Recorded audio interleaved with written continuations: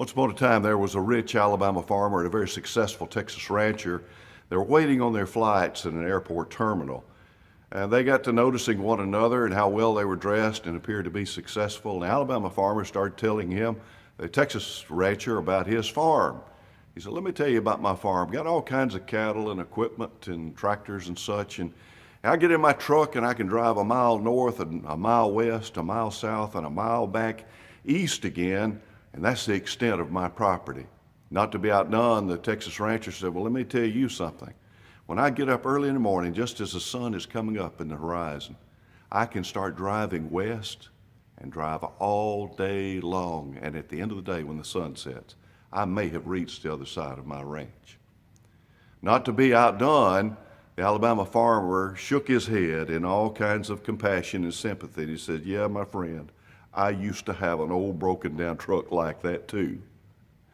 You see, both these men had a problem that is one of the greatest evils and deadliest sins in the world, and that is the sin of pride. As we begin this new year, let me caution all of us, myself included this morning, in that area.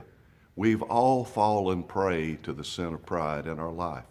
And my friends, the sin of pride is deadlier than violence. It's deadlier than illegal drugs and drug addiction, because pride leads us to those evils. It's inside of a person's heart, and it must be, the only cure for that is Christ.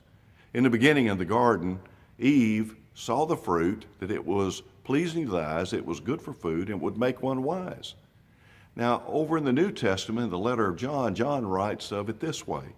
He said, "All that is in the world, the lust of the flesh, the lust of the eyes, and the pride of life, is not of the Father, but is of the world."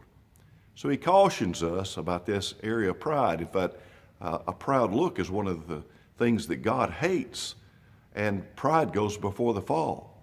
Pride has destroyed many men and women today, destroyed marriages, and has destroyed people in general. What is the cure for pride? It's humility. How do we get that humility? The best way to do it is to get into God's Word and have a proper understanding of who God is. He is all-powerful. We dwarf in comparison to Him.